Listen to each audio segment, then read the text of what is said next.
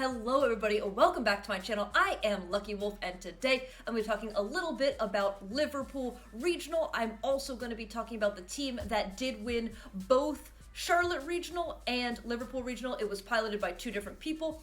It was a team that was created by Wolf Glick, so Wolf did pilot the team at Charlotte, which is the biggest regional ever, for the victory, and then Antonio Sanchez piloted the team at Liverpool Regional for the victory in, I believe Liverpool is the biggest European regional ever, so was piloted at both, expertly piloted in both cases, to back-to-back regional victory. So I do kind of want to talk a little bit about that team, but first I do want to talk a little bit about some trends that we did see with the teams that did well, that did top 8 at Liverpool Regional. And the first thing I really do want to point out, like I said in my Unhinged meta recap video, which I will link in the description down below if you want to go check that out, was that single strike, dark type Urshifu was, at least for now, here to stay. And seeing these top 8 teams, can you see my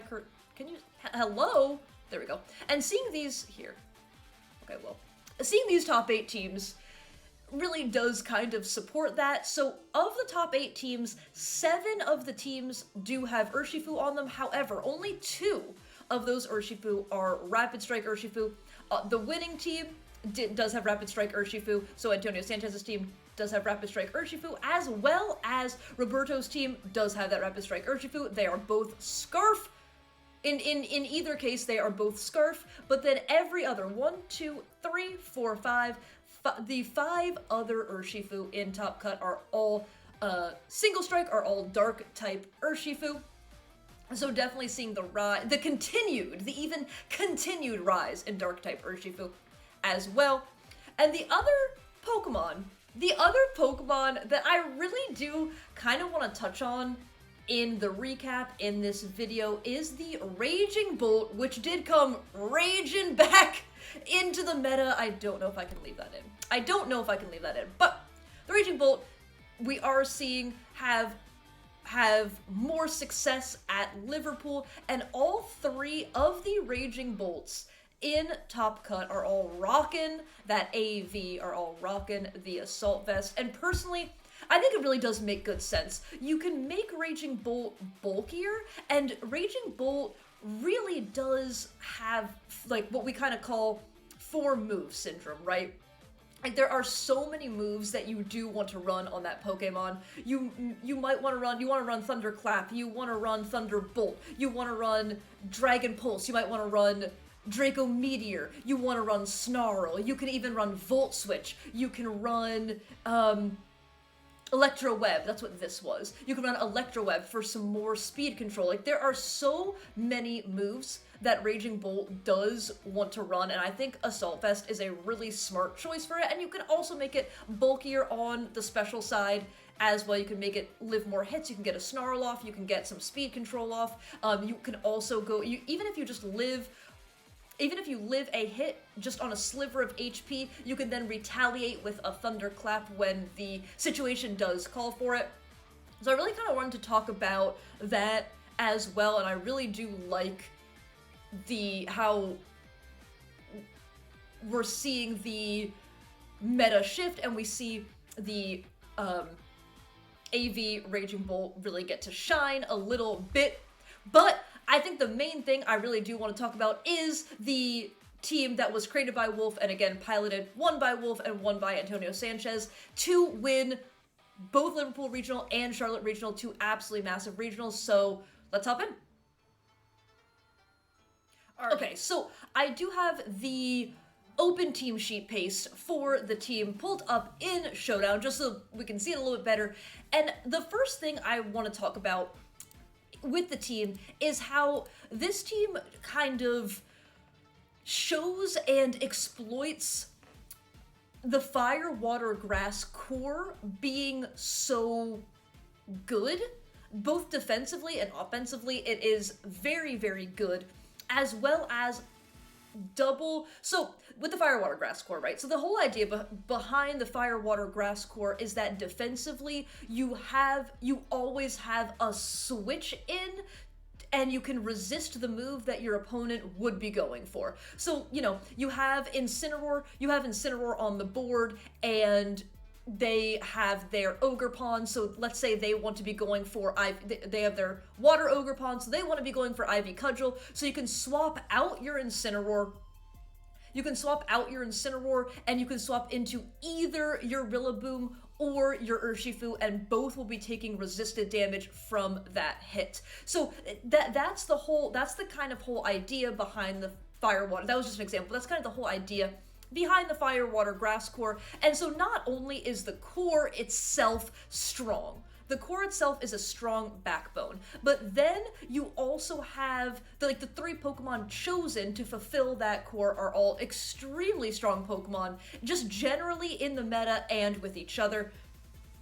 So what I mean is Rillaboom, 1, it gives you Fake Out, it has very good bulk, and it gives you terrain control, and it gives you, as long as you have your terrain up, the Rillaboom would also give you priority in the Grassy Glide. Additionally, the Incineroar also gives you Fake Out, also gives you Intimidate. With the safety goggles, it gives you an immunity to Sleep Powder, to Spore, to Rage Powder, exactly the same with the Rillaboom. And it also gives you moves like Knock Off, and Knock Off is always incredible. Getting rid of your opponent's item can absolutely change a game. It also gives you access to Parting Shot, so you can get your slow Parting Shot off. That means you put them at -1 special attack, -1 attack. You get to swap out, and then you get to bring a new Pokemon in. Additionally, the Urshifu does have Unseen Fist. The Urshifu, what else can you say? The Urshifu does have Unseen Fist, meaning your opponent cannot protect against those moves, and the Urshifu, as long as you are clicking Surging Strikes, will always crit, meaning Intimidates don't matter, screens don't matter, all that kind of stuff. You just crit right past all of that.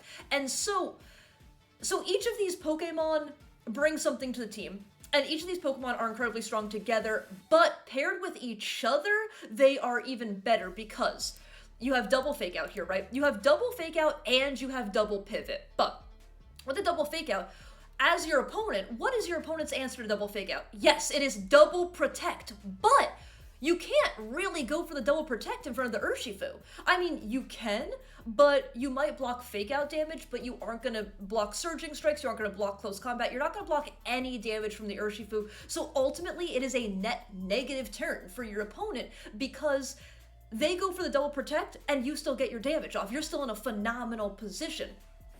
So you can have your Urshifu out, you can have your Rillaboom out, you go for Fake Out, Surging. And then the next turn, you get to go for U-turn, Surging. You get to get your Incineroar back, you get to get your Incineroar in, you get to get an Intimidate off, and you get to get another Fake Out up, so then your opponent's just constantly being pinned by Fake Out going through Protect, Fake Out going through Protect. Like, just at a very base level. They're just constantly being pinned by that. These 3 Pokemon, fantastic, absolutely fantastic. And then to round it off, I really like Farigiraf. So you have the Farigiraf. This means you can also lead if they have faster Fake Out than you, let's say, like faster than Rillaboom, faster than Incineroar, because they're not the fastest Pokemon. You also have your Giraffe, so you can with Armor Tail. You can stop their Fake Outs, and then you can once again just be clicking Surging Strikes. It also does give you a form of speed control in the Trick Room. If your opponent wants to go for Tailwind and try to outdamage you with Tailwind, then you can click the Trick Room button, and you have your Rillaboom, you have your Incineroar in Trick Room, all that kind of stuff. So I really do like the Giraffe. I feel like the Giraffe makes total sense on this team. Giraffe, instead of having Psychic Terrain, Giraffe also says, okay, I get to use my priority, but you don't get to use your priority. And I think that is very, very handy on this team. Additionally, the last 2 Pokemon, Fluttermane and Heartflame Ogerpon.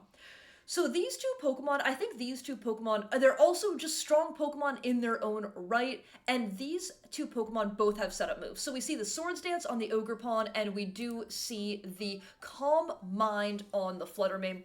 And these 2 Pokemon just kind of show how you can exploit positioning to be able to get your setup off, if that makes sense. So kind of like I was saying earlier, you have the double fake out already. You have double fake out and you have double fake out and you have intimidate plus parting shot. So you can also be in a position where even if you don't have Urshifu on the field, right? Even if you don't have Urshifu on the field, let's say you have your Incineroar and your Ogre Pawn. So your opponent goes for double protect because they don't want to be fake, they don't want to take fake out damage, and they don't want to take damage from your Ivy Cudgel, right? So you can take that opportunity and you can go for you can still click fake out, but you can go for the Swords Dance, and then this next turn, now you're suddenly sitting at +2, and if you Terra, you're sitting at +3. Essentially for free because your opponent double protected. And if you feel threatened that next turn, then you are free to go for the Spiky Shield. You can go for the Spiky Shield, you can and then you can go for Parting Shot with your Incineroar, or you could just bring in your Rillaboom, and then you have another fake out up, you know? So it's like with the pivoting and with the setup, it kind of just lets you be control the game it kind of lets you control the game in that way, I would say. And so I think the team, the way it works together is just it just works so, the synergy, it just kind of works flawlessly together, you know? I think it was shown by being expertly piloted by two different people to win two absolutely massive, huge regionals. And so I think it really just shows how strong the Fire Water Grass core is, and then how strong being able to stop priority, plus having setup and being able to call that setup properly. And even so, I would say Farigiraf is usually seen as a more support, is usually seen as a little bit more of a support Pokemon. However, here you do have the Hyper Voice and the Throat Spray, so you are able to get a +1, and if you're able to get a +1 off, you have your spread damage in the Hyper Voice, and then you also have single target damage in the Psychic as well. So I will say the one thing is, this team definitely, I believe it only has one spread move, and I think that is the Hyper Voice from the Farigiraf. Everything else, even on the Flutter, because you are running Calm Mind, so you don't have the Dazzle. So everything is, I believe, single target. On this team. So just a little something that I wanted to know. But I just kind of want to talk about this team because I think the team is incredibly strong, incredibly well built, and everything like that. So I just kind of wanted to talk about it, and I think that's pretty much all I wanted to say. So thank you all so much for watching. I do appreciate it. If you did enjoy, please feel free to leave a like, comment, or subscribe in the comments down below. Wow, my mind is too many places. I'm sorry. If you did enjoy, please feel free to leave a like, comment, or subscribe. If not, feel free to do exactly none of that, and I hope everybody has an absolutely amazing day. Okay, thank you so much for watching. Bye!